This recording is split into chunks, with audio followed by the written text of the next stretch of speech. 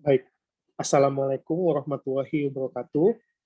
Kita akan melanjutkan materi mekanika pertemuan keempat, yakni gerak dalam dua dimensi.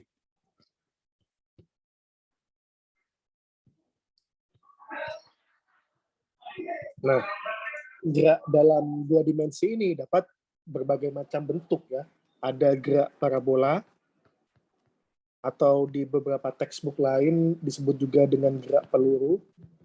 Kemudian ada gerak melingkar,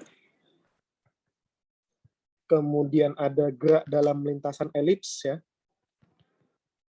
dan ada gerak dalam lintasan hiperbola.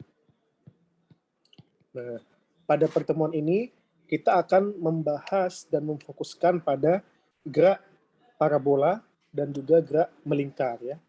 Nah, ciri dari gerak dua dimensi ini adalah lintasan benda selalu berada pada sebuah bidang datar. Lintasan benda selalu berada pada sebuah bidang datar. Nah, karena dia merupakan bidang datar, maka posisi benda pada gerak dua dimensi ini terdefinisi lengkap apabila kita menggunakan dua buah koordinat posisi. Dua buah koordinat posisi. Nah, di sini kita gunakan sumbu X ya dan Y yang keduanya saling tegak lurus ya. Kalau di perkalian dotnya adalah maka vektor X ya dan Y itu sama dengan 0. Nah, dan arahnya bisa kita sembarang pilih ya, asalkan tegak lurus. Pemilihan arah ini juga nantinya bisa mempermudah menyelesaikan permasalahan ya. Nah, contohnya pada bidang miring ya, bidang miring misalkan yang dia sejajar dengan bidang, maka kita jadikan dia sebagai sumbu X. Tapi yang tegak lurus terhadap bidang, kita jadikan sebagai sumbu Y. Ya. Dan memang pada persoalan yang lain, sumbu X ini seringkali dia sifatnya horizontal. Sedangkan sumbu Y arahnya vertikal. Oke. Jadi kita mulai yang pertama dari gerak parabola. Kita mulai yang pertama dari gerak parabola. Atau disebut juga sebagai gerak peluru ya, atau gerak peluru. Kenapa peluru? Karena peluru ya ketika dilontarkan itu akan mengikuti jalur seperti yang akan dijelaskan ini ya. Nah, atau paling mudahnya setiap peluru ya yang ditembakkan ke atas kemudian membentuk sudut tertentu terhadap arah horizontal ya. Jadi tidak vertikal ke atas begitu, tapi dia membentuk sudut terhadap arah horizontal misalkan. Nah, atau kemudian ditembakkan dengan sudut sembarang ya dari ketinggian tertentu, maka dia akan mengikuti jalur ya, gerak peluru ini atau gerak parabola. Karena bentuknya adalah persamaan parabola nantinya ya. Dan pada kenyataannya tidak semua gerak itu tidak semua apa ya, walaupun namanya gerak peluru, namun gerak tersebut tidak hanya digunakan untuk membahas peluru begitu. Jadi setiap benda yang dilempar ke atas ya dalam arah yang tidak vertikal atau ditembakkan dari sudut sembarang, maka kemudian dia akan melakukan gerak parabola ini. Apa pentingnya kita memahami gerak peluru atau gerak parabola? Ya, banyak sekali ya. Pertama, pernah kita bahas ya mengenai rudal ya. Waktu itu kita bercerita tentang Iron Dome ya. Nah, itu gerakannya itu adalah gerak peluru atau gerak parabola. Dan dengan kita memahami ya, mekanisme atau hukum-hukum yang mengatur gerak parabola ini, maka sudut penembakan ya itu dapat diatur sehingga bisa mengenai sasaran ya. Nah, kemudian yang berikutnya adalah peluncuran roket ya. Jadi mengapa pentingnya gerak peluru ini? Yang pertama adalah peluru kendali ya. Peluru kendali atau disingkat rudal ya. Nah, rudal ini adalah singkatan ya. Seperti radar itu juga singkatan. Kalau rudal peluru kendali, kalau radar radio detection and ranging ya. Radio detection and ranging. Begitu juga laser dan sebagainya itu adalah singkatan, Mas Mbak ya. Nah, oke, ini yang pertama, peluru kendali atau rudal. Kemudian yang B, mengapa penting dalam peluncuran roket ya. Peluncuran roket. Nah, roket yang membawa satelit kemudian lepas dalam orbit bumi itu akan menempuh lintasan seperti lintasan peluru. Nah, dengan kita mengetahui mekanisme gerak parabola atau gerak peluru ini, arah peluncuran ini dapat ditentukan. Nah, sehingga kemudian roket bisa mencapai posisi yang diinginkan untuk menempatkan satelit. Ya. Satelit ditempatkan pada orbit bumi. Kemudian yang ketiga, ya contoh lainnya, kalau mungkin teman-teman ada yang pernah atau bermain golf ya, bermain golf atau basket ya, olahraga. Nah ini sangat dipakai ya konsep dari gerak parabola. Kalau golf ini kan sepertinya untuk bapak-bapak yang tua ya. Nah kalau basket saja lah contohnya ya. Nah basket kalau Anda mengetahui konsep gerak parabola ini, kemudian bisa diatur kira-kira berapa kekuatan lemparannya atau sudut lemparannya, sehingga bola bisa masuk ke keranjang dan mencetak angka. Dan juga bola ya, bola juga sama ya, tendangannya akan mengikuti lintasan parabola. Oke, sekarang kita akan mulai membahas secara matematis ya. Jadi misalkan ada sebuah meriam ya, misalkan ya, sebuah meriam ya. Nah, kemudian meriam ini dia menembakkan peluru ya, menembakkan peluru. Nah, dia akan mengikuti lintasan berbentuk parabola ya. Anggap saja seperti ini. Nah, jadi di sini pertama ada kecepatan awal yang disebut dengan V0. Kemudian dia juga membentuk sudut terhadap sumbu horizontal ya, di mana kita pilih ini adalah X dan sumbu vertikalnya adalah Y, sudutnya yang dibentuk adalah theta. Maka kemudian pergerakannya bisa kita modelkan bahwa V0 ini dia punya dua kecepatan ya. Pertama ada V0x ya, di mana dia adalah V0 cos theta, dan ada V0y. Ini adalah V0 sin. Dan kalau kita lihat ya, dalam perjalanannya peluru ini ya, ketika dia mencapai titik tertinggi, maka VY-nya ya, di sini masih ada V0x dan Vx dan VY-nya ya.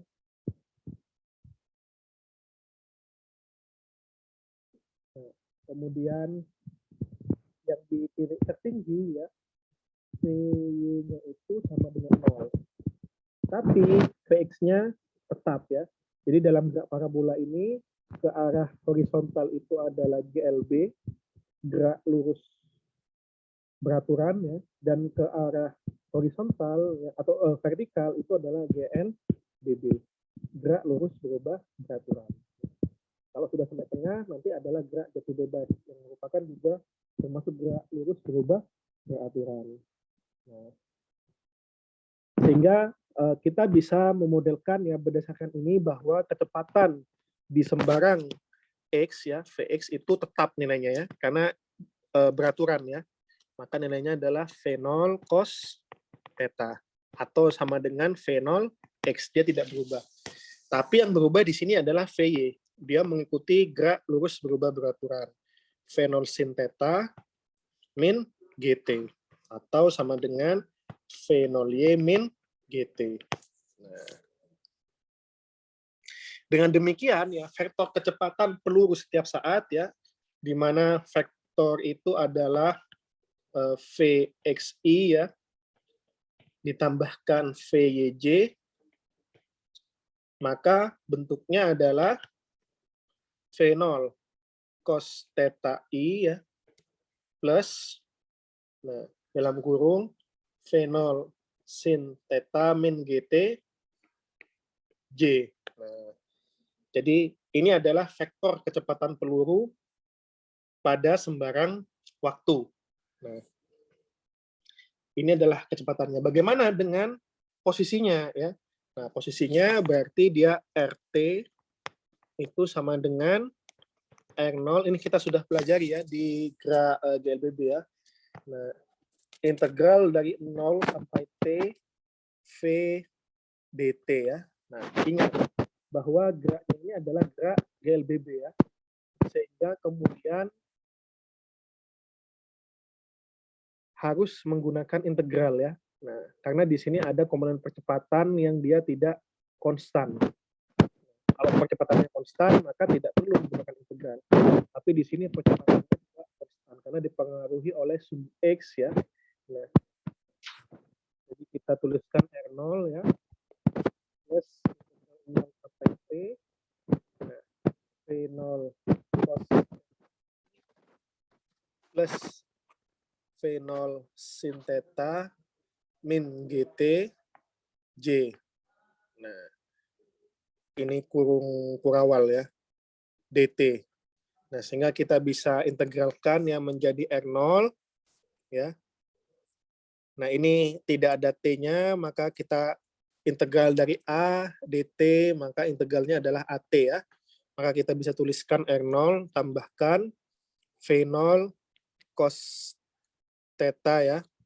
Nah, ini V0T ya. V0T cos theta I plus ya V0 T sin theta ya min setengah GT kuadrat. Nah, J. Nah, dengan R0 di sini adalah posisi peluru saat T sama dengan 0. Ini adalah posisi peluru saat T sama dengan 0. Sehingga posisi peluru setiap saat ini ya bisa dimodelkan dengan ini ya. Ini adalah rumus dari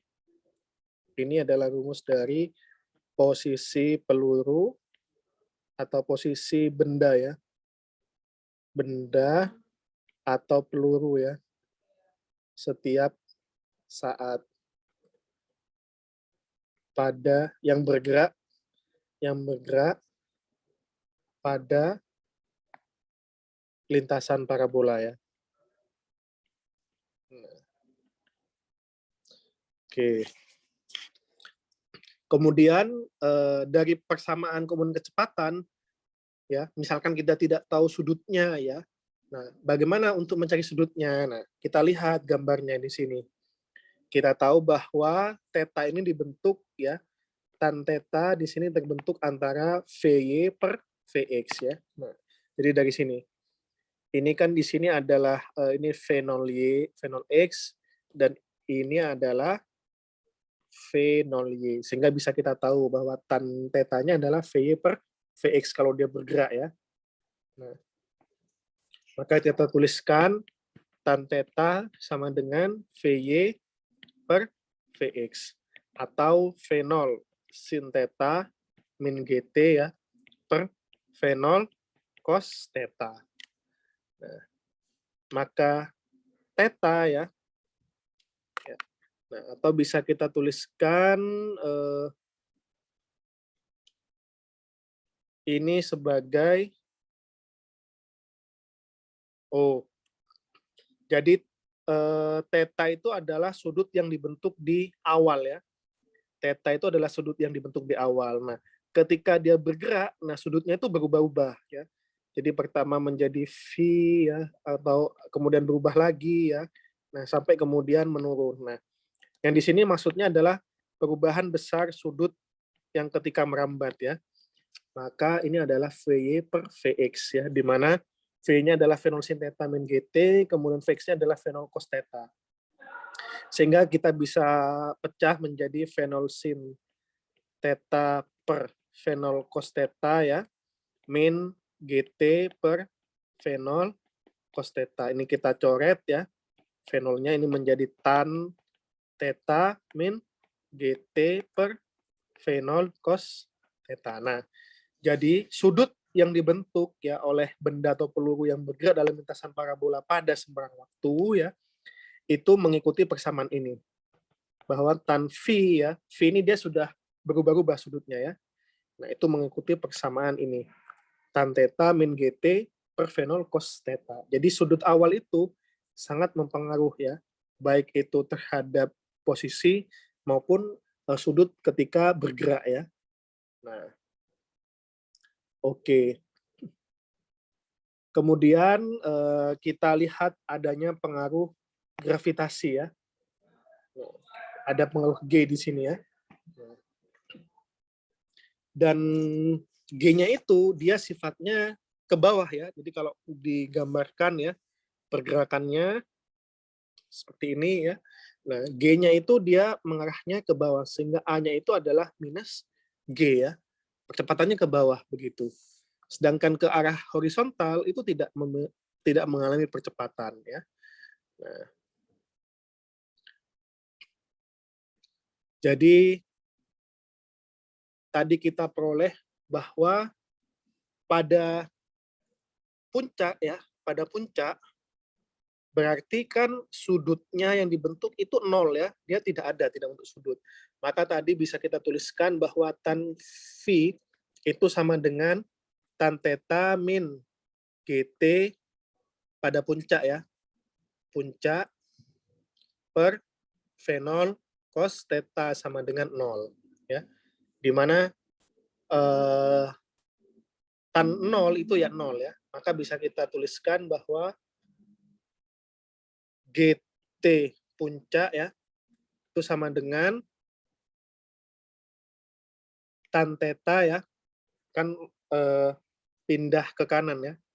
Kemudian kalikan V0 cos theta. Ya, maka T puncak sama dengan V0 ya. Nah, tan ini kan adalah sin cos ya, sin cos. Maka cosnya dicoret. V0 sin theta per G. Nah, jadi ini adalah besarnya P yang dibutuhkan dari suatu peluru atau benda untuk mencapai puncak. Besarnya adalah V0 sin theta per G. Nah, oke. Nah, kalau kemudian peluru itu sudah sampai di titik terjauh sini ya, nah, maka kan sudutnya juga sama ya. Di sini theta, maka di sini juga akan sama ya. Nah, namun yang berbeda adalah tandanya ya. Jika di sini adalah min theta, maka di sini adalah min theta ya. Nah, sehingga bisa kita tuliskan ya, persamaannya adalah tan ya, dengan ini ya, persamaan ini kita tuliskan bahwa tan min theta ya sama dengan tan theta min GT max ya. Kenapa max? Karena setelah sini sudah nggak ada lagi waktunya ya. GT max per V0 cos theta. Ini sama dengan min tan theta ya. Sama dengan tan theta min GT max per V0 cos theta. Ini diselesaikan. Berarti nanti kita mencari T max-nya. 2 tan theta sama dengan dikalikan V0 cos theta sama dengan G T max. Nah, maka kemudian T max sama dengan ini dicoret ya dengan cos tinggal sin theta menjadi 2 V0 sin theta per G. Nah, di sini terbukti bahwa T max ini ya itu sama dengan 2 kali dari T puncak. Nah, jadi maksudnya seperti itu. Nah, sekarang kita akan mencari berapa vektor posisi dari maksimumnya sini, berapa ya. Nah, kita sudah mencari T puncaknya ini, kemudian T max-nya ini ya. Di mana T max sama dengan 2 kali T puncak. Nah, sekarang kita akan mencari besarnya R-nya ya. Nah, tadi ya, diperoleh bahwa R-nya tadi ya, pada sembarang posisi kan yang ini ya. Nah, R0 tambahkan V0T cos theta I ya, tambahkan V0T sin theta min setengah GT kuadrat. Nah, itu kita tulis lagi ya. Ya, pada puncak ya, T puncak. Kan tadi rumusnya adalah R0 ya, plus T puncak ya, cos theta I plus T0 T puncak sin theta min setengah G T puncak kuadrat G ya. Nah, maka kita substitusikan bahwa T puncaknya itu adalah T0 per G sin theta. Nah, dimasukkan ke sini ya, kemudian dimasukkan ke sini, dimasukkan ke sini. Nah, jadi kita kerjakan R0 plus V0 ya, kalikan juga dengan V0 sin theta per G cos theta ya, I plus V0 ya, V0 per G sin theta kalikan sin theta min setengah G V0 per G sin theta kuadrat ya. Nah, ini sama dengan R0 ya, plus V0 kuadrat ya, sin theta cos theta per G ya. J I ya, I bukan J ya, I plus, nah ini kita operasikan ya, nanti V0 kuadrat per 2G ya.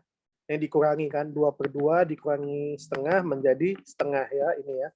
V0 kuadrat per 2G sin kuadrat theta J. Nah, ini vektor posisi pada T di puncak ya. T di puncak. Nah, jadi di sini bisa kita simpulkan bahwa ketinggian ya, ketinggian maksimum yang bisa diperoleh oleh peluru ya ini, vektor ini ya. Nah, pada J ya. Nah, maka kemudian delta Y ya, di mana di sini adalah Y akhir ya, Y1, Y2 ya, dikurangi Y0 ya. Nah, makanya kemudian nanti R0-nya habis ya. Nah, menjadi V0 kuadrat per 2G sin kuadrat theta. Nah, jadi ini. Sedangkan jarak dalam ini masih dua-duanya di waktu T ketika mencapai puncak ya. Nah, delta X-nya itu sama dengan V0 kuadrat ya per G sin theta cos theta. Nah, atau kalau kita jabarkan sin theta cos theta ini kan sama dengan sin 2 theta. Sama dengan 2 sin theta cos theta. Maka sin theta cos theta itu adalah sin 2 theta per 2 ya. Maka ini bisa kita jabarkan juga sebagai V0 kuadrat sin 2 theta per 2G. Oke. Nanti juga sama ya. Ketika kita di terjauhnya, berarti kan tadi 2 kalinya ya. Nah, nanti ketika terjauhnya berarti delta X-nya ya. Delta X-nya itu adalah V0 kuadrat sin 2 theta per G. Nah, delta Y-nya ya tidak ada ya di titik terjauhnya 0 ya. Nah, berarti nanti pada T max ya, pada waktu terjauh ya, itu adalah 2 kali dari ya, delta X-nya adalah 2 kali dari V0 kuadrat sin 2 theta per 2G. Nah, ini dicoret menjadi V0 kuadrat sin 2 theta per G. Sekarang yang menarik adalah berapa sudut penembakannya supaya dicapai jarak tempuh yang maksimum ya. Nah, mengingat di sini adalah 2 theta itu sama dengan maksimumnya ya. Sin itu maksimumnya berapa? Kan sin itu nilainya dari 0 sampai 1 ya. Jadi maksimumnya itu 1. Maka kemudian sin 2 theta harus sama dengan 1. Nah, maka tetanya ya, itu idealnya adalah 45 derajat. Nah, idealnya. Kalau belum terkena hambatan udara ya, kemudian faktor-faktor lainnya. Nah, jadi berapa maksimumnya ya? Jadi jangkauan maksimumnya delta X max-nya itu sama dengan V0 kuadrat per G. Nah, jadi yang paling menentukan ya kalau sudutnya paling optimal itu adalah kecepatan awal. Ya, jadi semakin besar kecepatan awalnya, maka delta X max-nya juga akan semakin besar ya. Jadi satu parameter saja yang bisa kita ubah. Misalkan sudutnya sudah optimal ya. Nah, satu parameter saja, yakni parameter V0 ya, yang bisa kita ubah-ubah untuk mencapai jarak terjauh. Nah, jadi sasaran yang lebih dari ini ya, itu tidak bisa dijangkau ya. Nah, jadi misalkan ada V0-nya itu katakanlah 10 ya, dan G-nya itu sama dengan 10 misalkan. Kemudian kita berharap X-nya itu 11. Itu tidak bisa ya. Karena secara teori delta X max-nya adalah 100 dibagi 10 sama dengan 10 meter saja. Nah, jadi yang bisa kita harapkan ya dia pasti kurang dari 10 nanti jaraknya kalau kita menggunakan V0-nya 10. Nah, ini nanti bisa kita atur ya. Kita bisa mengatur misalkan kita ingin mendapatkan jaraknya 5 meter atau 3 meter, berapa sudutnya. Nah, ini kita akan direkayasa adalah sudut ya. Nah, yang kemudian direkayasa adalah sudutnya. Karena kalau misalkan senjata ya, V0-nya itu sudah tetap begitu ya. Kita tidak susah meskipun ada mungkin ya senjata-senjata yang mahal yang bisa mengatur V0 ya, tapi secara umum tidak bisa diatur V0-nya itu ya. Yang bisa kita atur adalah sudutnya. Sudut yang terbentuk itu bagaimana begitu. Nah, itu dengan cara kita mengatur tetanya. Oke. Jadi itu untuk gerak parabola ya. Nah, oke. Berikutnya kita akan melanjutkan pada gerak melingkar ya. Gerak melingkar. Jadi gerak melingkar adalah gerak dalam lintasan yang berbentuk lingkaran ya. Sebentar, saya coba buka catatan saya dulu.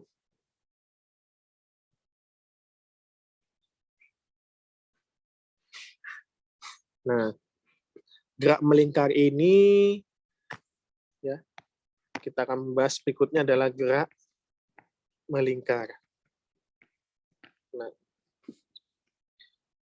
dalam kehidupan sehari-hari ya, banyak sekali fenomena gerak melingkar yang kita amati. Misalkan ada gerak roda kendaraan, ya sepeda motor, mobil ya, semuanya bergerak dalam melingkar. Kemudian gerak kaset DVD ya, atau kalau lebih jadul lagi namanya VCD ya. Kemudian gerak jarum jam ya, gerak satelit mengitari bumi dan sebagainya, itu adalah contoh dari gerak melingkar ya. Nah, kalau planet bagaimana? Nah, planet ini lintasannya berbentuk elips ya. Namun elipsnya itu tidak terlalu lonjong begitu, sehingga beberapa ilmuwan melakukan pendekatan bahwa gerak planet ini mendekati gerak melingkar. Nah, jadi secara sederhana gerak melingkar ini adalah gerak benda ya, gerak benda pada lintasan ya, pada lintasan yang berupa keliling lingkaran. Keliling lingkaran. Baik itu lingkaran penuh maupun tidak penuh ya. Nah, jadi ciri khas dari gerak melingkar ini, jarak benda ya itu selalu tetap jaraknya pada titik acuan ya. Nah, dalam hal ini adalah pusat lingkarannya. Nah, kemudian yang pertama ya, yang pertama ciri khasnya adalah, nah, jadi jarak benda ya, jarak benda ke titik acuan dalam ini adalah pusat lingkaran selalu tetap. Kemudian yang kedua adalah, nah ini, arah kecepatannya ya, arah kecepatan selalu menyinggung lintasan. Nah, jadi kalau kita gambarkan ya dalam sumbu XY ya, nah, jadi nanti kalau kita gambarkan, jadi ada lingkaran. Nah, jadi kalau ingat SpongeBob ya, bisa menggambar lingkaran dengan sempurna ya. Nah, kita bisa lihat bahwa di sini adalah misalkan ada benda di sini ya. Nah, dia jari-jarinya adalah R, maka kita bisa mengetahui besarnya X-nya adalah R cos theta ya. Ini adalah theta dan Y-nya adalah, nah ini ya. Ini adalah Y-nya adalah R sin theta. Nah, ini geraknya selalu menyinggung ya keliling lingkaran ya. Nah, menyinggung lintasan ya, menyinggung lintasan. Ini adalah fenol.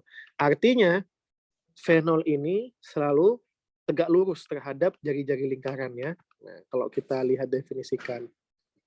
Maka kemudian vektor dari R-nya ya bisa kita cari bahwa R-nya vektornya sama dengan R cos theta I ya plus R sin theta J. Nah, panjang jari-jari lintasannya ya berarti Pitagoras saja ya, R kuadrat sama dengan X kuadrat tambah Y kuadrat. Nah, oke, ini terkait dengan posisi-posisi koordinatnya. Pada gerak melingkar ya, arah gerak benda ini selalu menyinggung lintasan ya. Jadi ini lintasan dia disinggung, berarti singgung ini dia mengenai satu titik begitu ya. Menyinggung, tidak lebih dari satu titik ya. Kalau dari lebih dari satu titik disebut dengan memotong ya. Nah, ini menyinggung, berarti hanya mengenai satu titik saja. Nah, pertanyaannya berapa besar kecepatannya? Nah, untuk bisa mendefinisikan kecepatan benda yang melakukan gerak melingkar, kita harus mendefinisikan dulu apa itu yang disebut dengan omega atau kecepatan sudut ya. Nah, jadi kecepatan sudut ini menyatakan perbandingan ya antara sudut yang ditempuh benda terhadap waktu tertentu untuk perubahan benda yang dialami oleh benda ya. Nah, jadi rumusnya adalah delta theta per delta t ya. Nah, biasanya delta theta-nya ini dalam satuan radian ya, dan delta t-nya ini dalam satuan sekon. Sehingga besarnya omega adalah radian per sekon ya. Nah, dan besarnya V-nya itu adalah kecepatannya adalah omega dikalikan dengan jarinya. Nah, oke. Nah, sekarang kita akan menggunakan konsep ini ya untuk merumuskan kecepatan dan juga percepatan ya. Nah, jadi yang pertama ada yang disebut dengan kecepatan linier ya. Kecepatan linier. Kecepatan linier. Nah, jadi dapat kita lihat ya, misalkan benda bergerak dari titik sini ya ke titik sini, ya dia membentuk theta, maka besarnya ini yang dibentuk ya S itu adalah jari-jari dikalikan delta theta ya. Nah, maka delta S yang terbentuk adalah R kalikan delta theta. Nah, di mana tetanya di sini adalah radian. Dengan demikian ya, ini untuk menentukan ini ya. Dengan demikian V-nya kan tadi sama dengan delta S ya per delta T. Nah, di sini delta S-nya adalah R delta theta per delta T sama dengan R omega. Terbukti ya bahwa V sama dengan omega R atau R omega. Nah, oke.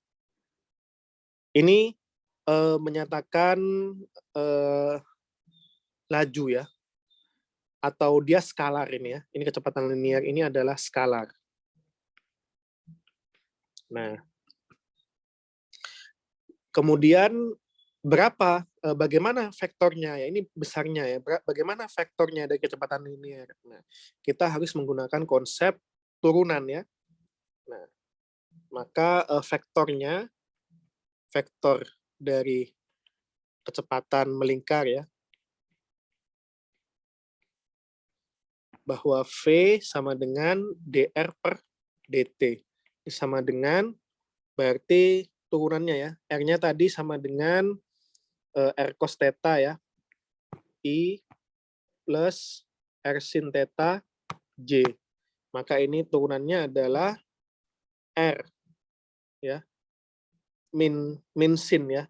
Nah, R kemudian min sin theta ya, d theta per dt ya.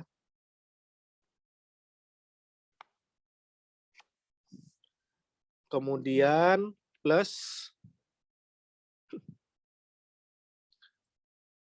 I ya, ini ya. Kemudian plus R cos theta d theta per dt J ya. Ini menjadi R ya. Kita kelompokkan d theta per dt-nya ya, min I sin theta plus J cos theta. Nah, karena d theta per dt itu sama dengan omega, maka kita bisa tuliskan R omega min I sin theta plus J cos theta. Nah, ini adalah kecepatan vektornya ya.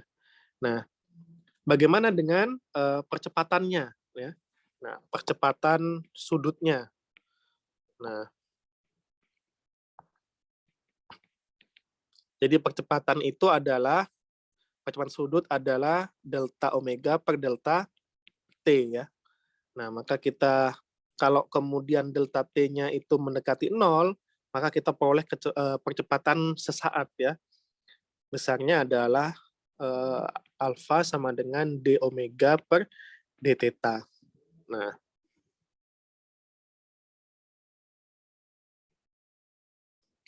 jadi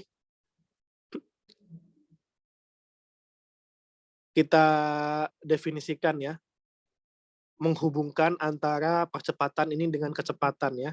Nah, jadi kalau percepatan biasa kan adalah delta V per delta T ya. Nah, maka kemudian kalau dia delta T-nya mendekati 0, maka A-nya sesaat ya, sama dengan dV per dt.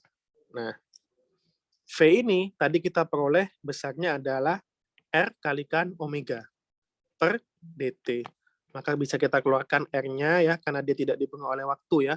Dia bersifat tetap sebagaimana ciri yang pertama ya, bahwa jarak benda ke titik acuan itu selalu tetap ya, maka R-nya tetap, tidak diturunkan terhadap waktu ya. R d omega per dt sama dengan R alfa. Nah, maka percepatannya adalah R kalikan alfa, di mana alfa ini ya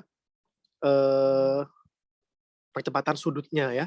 Nah, sekarang sekali lagi bagaimana menyatakannya dalam bentuk vektor ya. Nah, bagaimana percepatannya dalam bentuk vektor. Nah, jadi percepatan ya itu ada dua ya, belum saya jelaskan. Ada percepatan tangensial ya, di mana percepatan yang di garis singgung, ada percepatan yang radial, di mana dia mengarah ke pusat ya. Nah, yang kita bahas ini adalah percepatan tangensial ya, yang dari tadi kita bahas. Percepatan tangensial ya, itu rumusnya itu sama dengan percepatan vektor ini ya, percepatan tangensial vektornya ya. Percepatan tangensial dalam bentuk vektornya. Nah, bisa kita lihat bahwa arahnya itu sama persis begitu dengan kecepatan yang tadi kita bahas ya, dengan kecepatan. Nah, sehingga kita bisa tuliskan dia nilai skalarnya dikalikan dengan V ya. Di mana V ini adalah vektor satuan yang searah dengan kecepatan. V ini adalah vektor satuan. Besarnya adalah vektor V ya dibagi dengan besarnya V. Nah, sehingga bisa kita tuliskan ya bahwa V-nya ini tadi adalah vektornya ya R omega min I sin theta plus J cos theta ya. V dalam bentuk vektornya dibagi dengan R omega. Nah, bisa kita coret sebagai min I sin theta ya plus J cos theta. Nah, sehingga kemudian percepatan tangensial itu memiliki vektor ya. Bentuk vektornya adalah, nah ini tadi AT-nya ini adalah R kalikan alfa ya. Nah, dikalikan dengan vektor satuannya, min I sin theta plus J cos theta. Nah, tadi kita sudah membahas percepatan tangensial. Selain percepatan tangensial, ada percepatan radial ya. Nah, yang mengarah ke pusat. Nah, jadi gerak melingkar apapun itu selalu ada percepatan ke arah pusat ya, atau percepatan radial, atau disebut juga dengan percepatan sentripetal ya. Sentripetal. Nah, besarnya percepatan sentripetal itu ya, AS, itu sama dengan V kuadrat per R. Atau bisa kita jabarkan R omega kuadrat per R, atau R kuadrat ya. Nah, vektornya bagaimana? Nah, vektornya dia minus ya, karena dia arahnya kalau jari-jarinya ke luar ya, dia arahnya ke dalam. Maka kemudian arahnya berlawanan dengan arah jari-jari. Nah, maka vektor satuannya adalah minus ya, R dibagi dengan R ya, di mana ini adalah min IR cos theta plus JR sin theta dibagi dengan R sama dengan min I cos theta plus J sin theta. Nah, dengan demikian vektor vektor percepatan sentripetal itu adalah, jadi AS dalam bentuk vektornya adalah min R omega kuadrat ya I cos theta plus J sin theta. Nah, karena percepatan ini ada dua, maka kita nyatakan bahwa percepatan itu vektornya ada yang terdiri dari tangensial dan ada dari sentripetal, sehingga kita gabungkan keduanya. Ya, gabungkan keduanya menjadi yang ini. Nah, R alpha min I sin theta plus J cos theta ya. Kemudian ini ya, min I sin theta I cos theta ya. I cos theta ya. I cos theta plus J sin theta. Nah, sehingga bisa kita tuliskan sebagai, nah ini ada RW-nya ya, ada R omega kuadratnya ya. Ini ada minus R omega kuadrat. Maka bisa kita tuliskan dia sebagai dalam I semua ya kita kumpulkan dan dalam J semuanya. Nah, kalau I-nya dikumpulkan semua berarti min I R ya A sin theta plus omega kuadrat cos theta ya plus ya ini J-nya yang dikelompokkan JR alpha cos theta min omega kuadrat sin theta. Nah, demikian perumusan dari gerak melingkar ya. nantinya gerak melingkar ini digunakan dalam perumusan satelit ya, satelit yang geostasioner. Kemudian juga dalam roda gigi ya, dalam gear ya, itu juga dibahas. Kemudian dalam rantai ya, pergerakan rantai yang dilengkapi dengan gear ya. Nah, dan juga gerak rotasi bumi ya. Nah, gerak rotasi bumi dia bergerak melingkar dengan mengasumsikan jari-jarinya ya tetap atau menganggap bolanya itu mendekati dengan bola sempurna ya. Nah, biasanya kan bumi itu modelnya bola yang tepat pada kedua kutubnya. Nah, di sini nanti bisa didekati dengan bola yang sempurna begitu. Oke, demikian untuk materi perkuliahan dalam pertemuan keempat mekanika ya. Kita nanti berjumpa di kelas. Pertanyaan bisa disiapkan dan nantinya akan seperti biasa ya ada tugas yang akan saya share di Elo. Kita sampai jumpa di pertemuan kelas mekanika ya. Terima kasih. Wassalamualaikum warahmatullahi wabarakatuh.